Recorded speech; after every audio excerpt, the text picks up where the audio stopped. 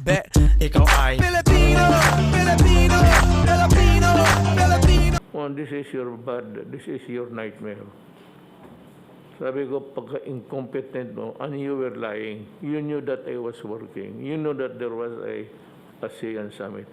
Do not tell me that you do not know about these things. You are the vice president of this country. And you cannot pretend that you do not know what was happening sa gobyerno.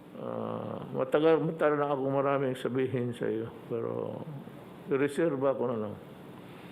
When you start your campaign kung magtakbo ka ng presidente, waswasan kita ng gusto. I would tell the Filipino people right now that you are a dishonest person. You knew that there was a summit conference. You knew that we were working. Kaya gusto kong malaman, ikaw gabi-gabi, lumalakad ka man, anong oras ka umuwi? At kaninong bahay ka tumatagal? Thank you. Before I proceed any further, I would like to just give a caution to the Vice President. She made a blunder, a big one, and she practically lied, making her incapable of truth. Alam mo, yung pakana niya na wala ako sa Baguio, I was here. Dito I was attending a summit, ASEAN summit yon. So virtual lang, palit-palit kami. We were talking sa electronic. Nandito ako noon. Kasagsagan ng bagyo dumaan dyan sa labas, nag-uusap kami dito. But right after, that was the second day, nung sinabi ko, magnaan yung I will excuse myself from the signing of the documents for I have to make a survey sa damage. Hindi ako na sabihin, anong gusto niyang mangyari kung saan ako, nasaan ang presidente. You know, I am sure that you knew of the Asian summit going on, ASEAN, and that I was delivering the intervention, the statement of intervention for China as the China coordinator, ASEAN, China. And I was also making my own statement of how the ASEAN approved documents would impact on our economy later on. Hindi ako natutulog. Ganito yan, Vice President, makinig ka, ha? Hindi kasi siguro nakinig noon eh. Remember, kayong mga Pilipino, sinabi ko sa inyo, prangkahan, sa press conference, that I am a night person. I work on the state government documents sa gabi. And being a lawyer, hindi ako kagaya ng iba pag may initial na doon sa ibang opisina dumaan, napipirma ako. I am not that kind of person because you know, you are a lawyer, I'm a lawyer. So you have to be very careful. Ang sinabi ko sa mga tao, tatrabahuin ko yan sa gabi hanggang umaga. I want them to complete it because you cannot just finish it in 1 hour. But pirma lang, okay lang. But if you read, ibang istorya yan. So it will take time. Sometimes I sleep 4, 5, 6, 7, sometimes 8 pagka madalian. Ngayon, Sinabi ko sa tao yan that I'm a night person. My day begins at 2. 2 o'clock hanggang sa gabi na walang limit. In cabinet meetings, ganun. Ikaw, cabinet member ka man sandali. Hanggang gabi na yan, maabot ng alas 2, alas 3 ng umaga. Cabinet meeting yan. Alam mo yan. Ngayon kung sabihin mo may emergency, natutulog ako sa umaga, hindi ako natulog noon. Gising ako ng umaga because of the summit. And at the same time, I would go whisper to the military guys in the room of how was it developing and what was the reaction of our government people there and the resources. Hindi mo na kailangan orderin yan sila. Kasi 2 days before, deployed na yan sila doon po. Naman sa bodega na yan ng mga sa gobyerno. Naka-deploy na yan. Yung mga sundalo, pati nga yung sa Davao, yung security ko kinuha, half of it, dinala dito, in anticipation dito sa typhoon. Sunod-sunod kasi. So, pag sinabi mong nasaan ako, I can ask the entire government machinery, foreign affairs. Nandito ako nagsasalita.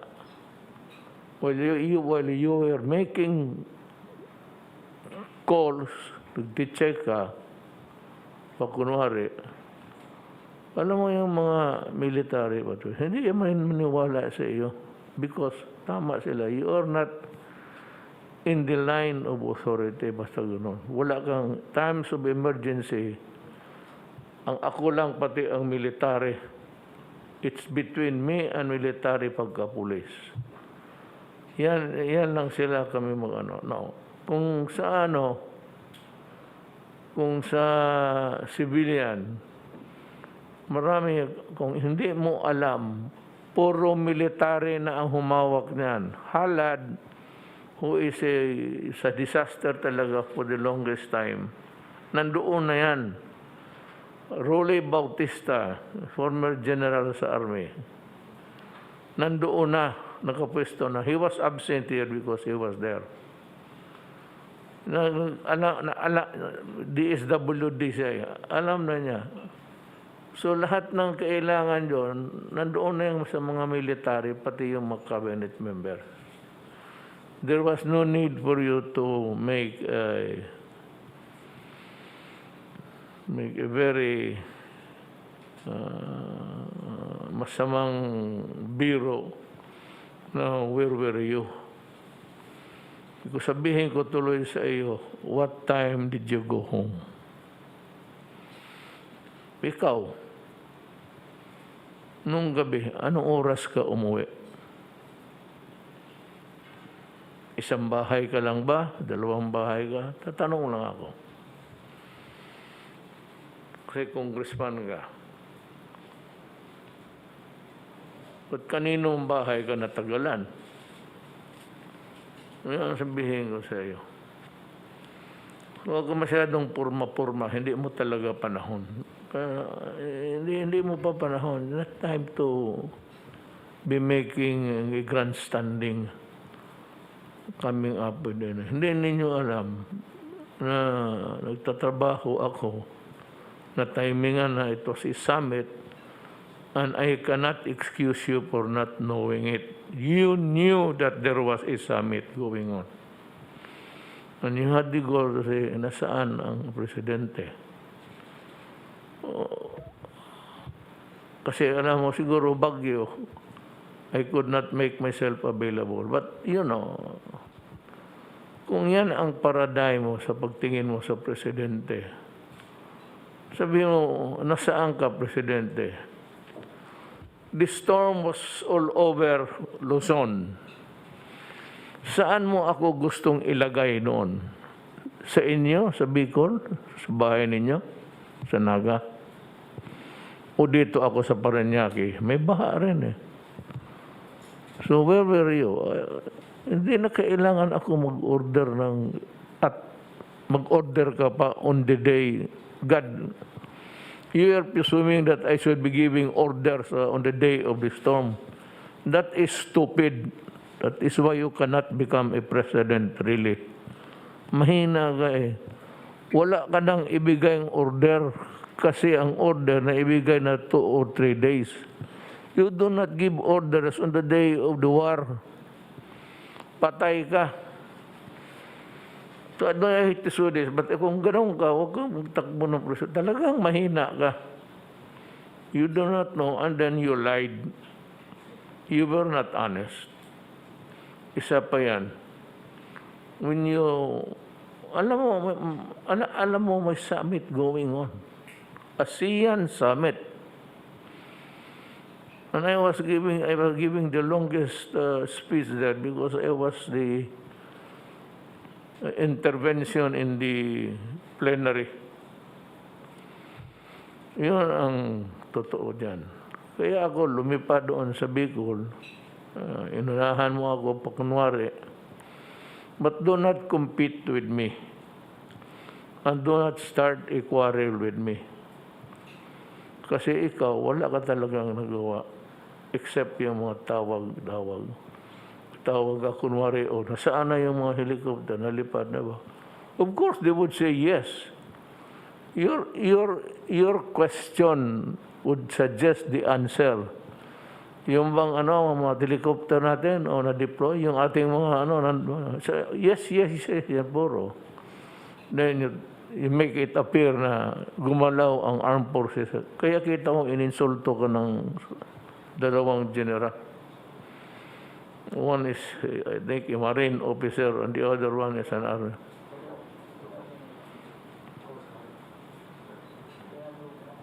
Kunalugay,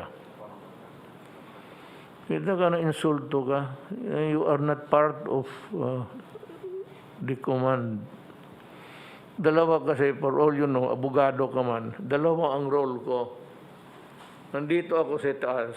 Isang linya ko is the armed forces and the police. Akin yan. Dito, through the DILG kay Secretary Anyo. Yan. Nandang defense is si John Lorenzana. Dito, I am the head of government. Kaya yung mga civilian, yun ang yung mga DSWD. So, pag sinabi mo mag-order, you do not, ano bang gawin? Wala, tapos na yan. It has become a fait accompli question for you. You do not give orders on the day of the battle. You go and tell your soldiers to deploy and to take their position so that when the enemy comes, you'll be able to respond appropriately. That is the analogy. Hindi ka magbigay ng order, where is he? When the storm is raging, wala ka ng order maibigay. Sometimes the lines are cut. Ano ba bang ibigay mong order dyan? It's too late. Kung sabi mo kukunin pa nila yung mga boats dyan sa... They were already near to the nearest military installations. Naka-standby na. So, next time, do not commit the mistake or I'll be forced to insult you. Because you are playing too much, pa-beauty ka ng It's not the time for you. During the campaign, paalis na ako. Sige, subukan mo. Matagal na ako maraming sabihin sa iyo, pero reserve ako na lang. When you start your campaign kung magtakbo ka ng presidente. Waswasan kita ng gusto. Well, this is your nightmare. Sabi ko, pagka-incompetent mo, and you were lying. You knew that I was working. You knew that there was a ASEAN summit. Do not tell me that you do not know about these things. You are the vice president of this country. And you cannot pretend that you do not know what was happening sa gobyerno. At timing may typhoon, and so, yun ang nangyari. We have to, akong dito, I was busy with my intervention. ASEAN summit yun. Usually, we go out of our countries to attend sa Vietnam ngayon, the venue. But then, it was impossible. By Baguio, may COVID pa. We do it by teleconferencing. Itong ganito. So, next time, count your marbles first before you let it. Yung marbles mo sa kamay mo, huwag mo masyadong ilaro kaagad na hindi ka sigurado. Ikaw, your daughter, sumali na sa politika. Ayun. I would tell the Filipino people right now that you are a dishonest person. You knew that there was a summit conference.